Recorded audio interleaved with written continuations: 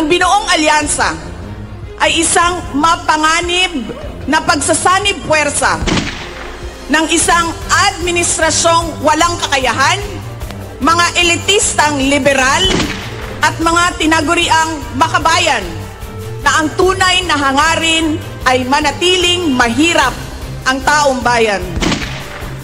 Isang alyansa na handang ibalik tayo sa kadiliman ng narco-politics. Ito ang alyansang muli nais nating alipinin gamit ang kahirapan, kasinungalingan at kapangyarihan. Sa May 12, bumoto tayo ng may buong dangal. Sa May 12, kailangan natin maging mapagmatyag. May mga ulat at bulong-bulungan na may mga kumikilos na sa iba't ibang parte ng ating bansa. Mga babala na maaaring nagsisimula na ang malawakang dayaan sa halalan ng alyansa. Ladies and gentlemen, the Vice President of the Republic of the Philippines, the Honorable Sara Duterte!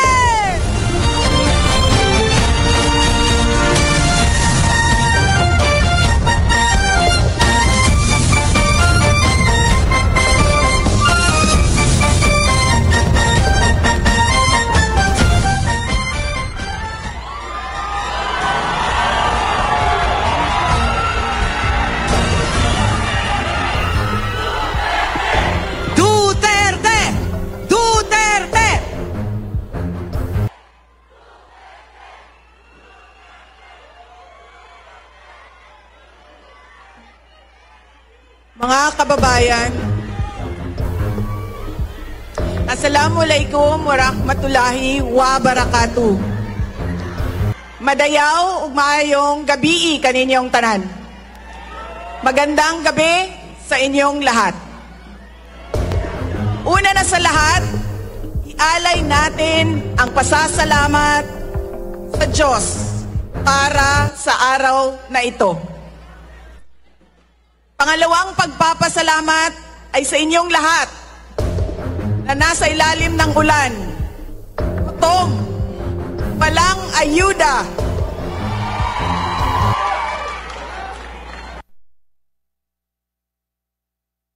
hindi pumasok sa trabaho. Ngunit ibinigay ninyo ang panahon para sa aming lahat ngayong gabi. Maraming salamat sa inyo. Ang susunod na pagpapasalamat ay sa PDP dahil binigyan nila ako ng pagkakataon sa rally nila ngayon. Maraming salamat sa inyo. Ang sunod na pagpapasalamat ay mula kay Pangulong Rodrigo Duterte.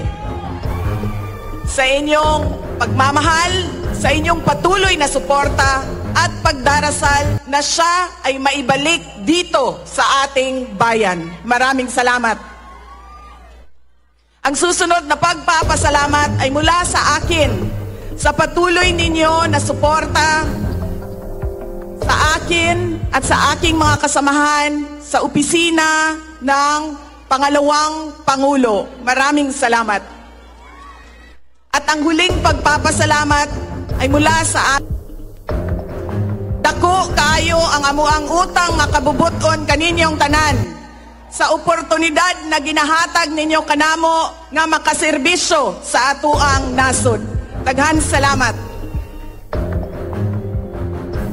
Ang pwesto na kinatatayuan ko ay hindi para sa akin. Ito ay para sa Pangulong Rodrigo Duterte.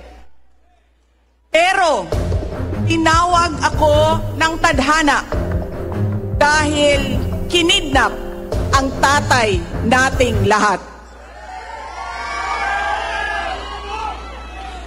Sa pagkakataong ito, nakatayo ako sa entablado at humaharap sa inyo. Hindi bilang kandidato. Ako si Inday Sara, isang botanteng nagmamahal sa ating bayan at natatakot para sa ating kinabukasan. Mga kaigsuunan ko, iniibig ko ang Pilipinas. Iniibig ko kayong mga Pilipino.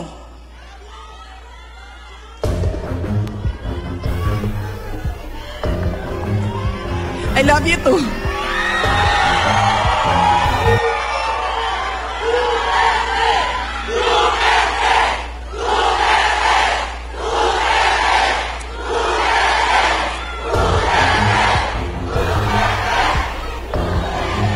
This election will decide the future of our country.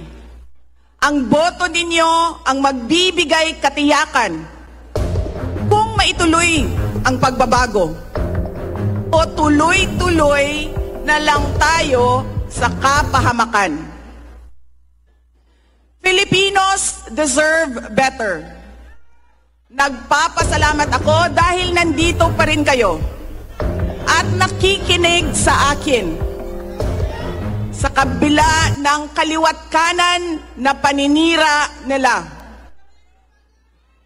In the past months, my name and my family's name have been dragged through the mud. I have repeatedly said it before, and I will say it again now. I am not the problem of this country.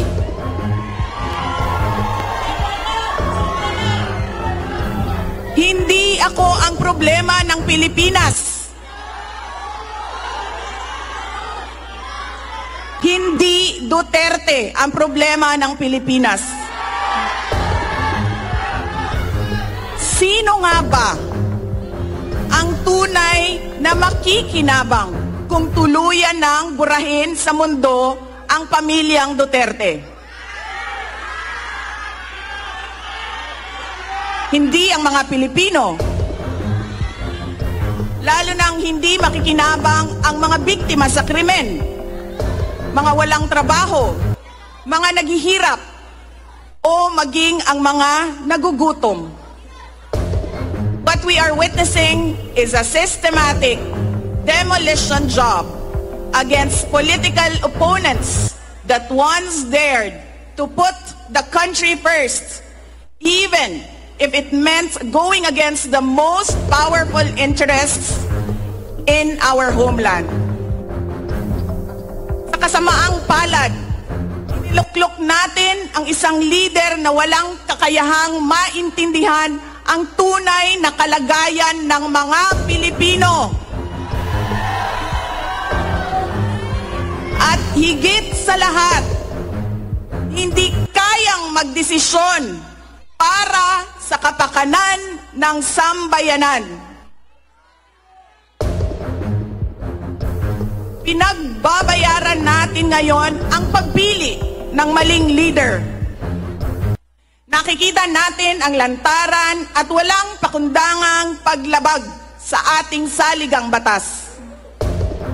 Pinamumunuan din tayo ngayon ng isang taong patuloy pa ring tumatanggi, sumailalim sa isang pampublikong hair follicle drug test. At nagsinungaling sa 20 pesos ang bigas.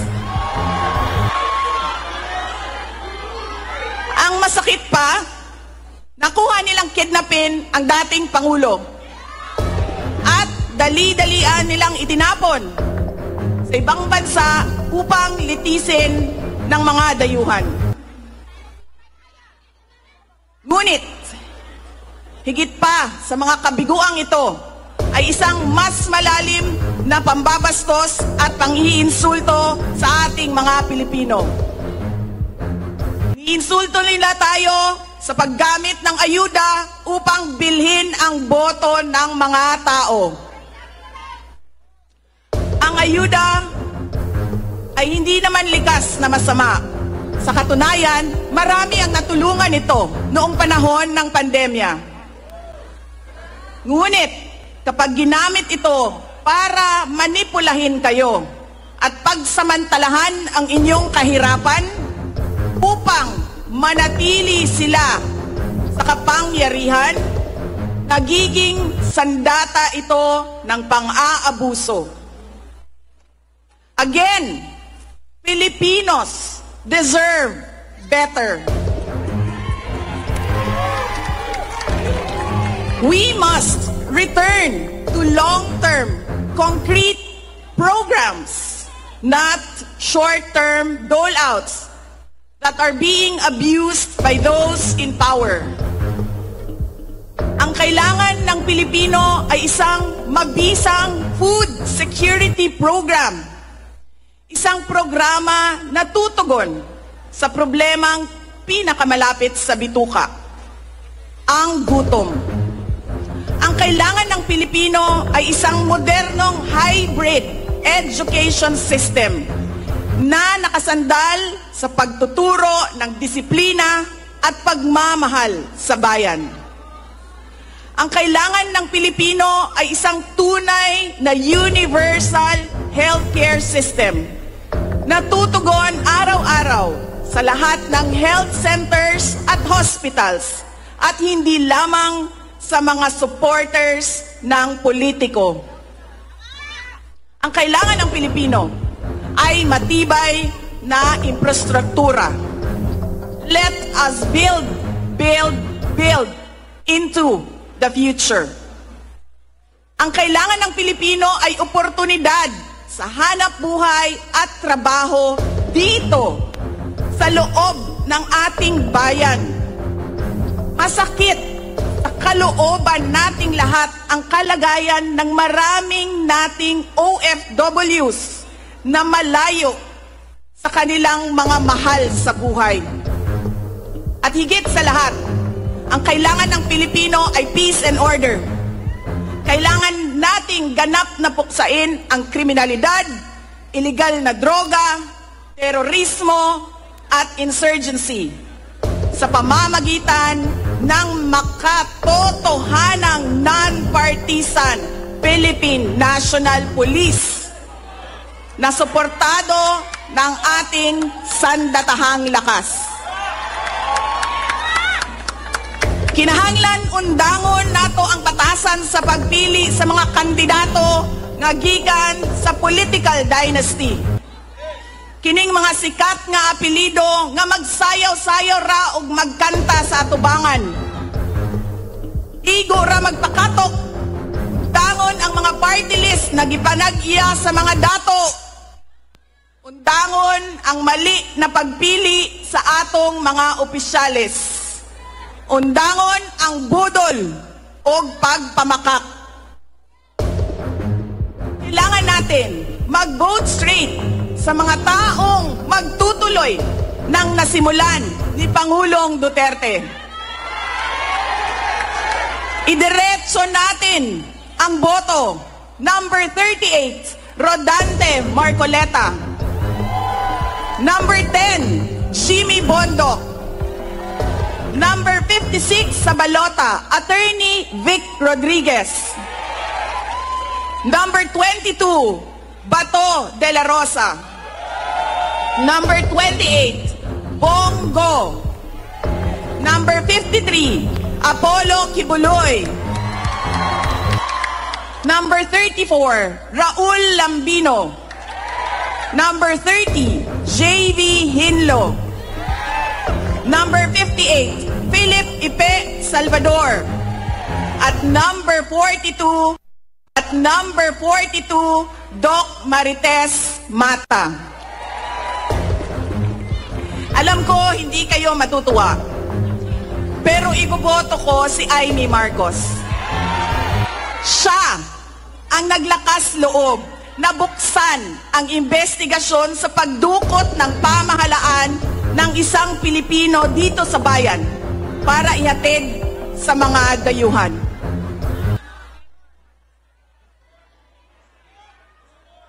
Iboboto ko rin si Camille Villar dahil sa kanyang karanasan bilang mambabatas sa House of Representatives na makakatulong sa isang tunay na pagbabago sa Senado. Hindi ako mapapagod na sabihin ito. We Filipinos deserve better. Tunay na kapayapaan at kaunlaran na hindi lamang para sa iilang politiko at mayayaman. Kaya sa May 12, kailangan natin maging mapagmatyag. May mga ulat at bulong-bulungan na may mga kumikilos na sa iba't ibang parte ng ating bansa. Mga babala na maaaring nagsisimula na ang malawakang dayaan sa halalan ng alyansa. Ang binuong alyansa ay isang mapanganib na pagsasanib puwersa ng isang administrasyong walang kakayahan, mga elitistang liberal, at mga tinaguriang makabayan na ang tunay na hangarin ay manatiling mahirap ang taong bayan. Isang alyansa na handang ibalik tayo sa kadiliman ng narco-politics, sa bangungot ng Typhoon Yolanda, kung saan ang mga Pilipino ay iniwan sa ulan, sa gutom, at sa kawalang malasakit. Ito ang alyansang muli nais nating alipinin gamit ang kahirapan, kasinungalingan, at kapangyarihan. Sa May 12, bumoto tayo ng may buong dangal. Bumoto tayo ng may tapang. Let us show the world that no amount of vote buying or cheating can suppress the fury burning in our hearts.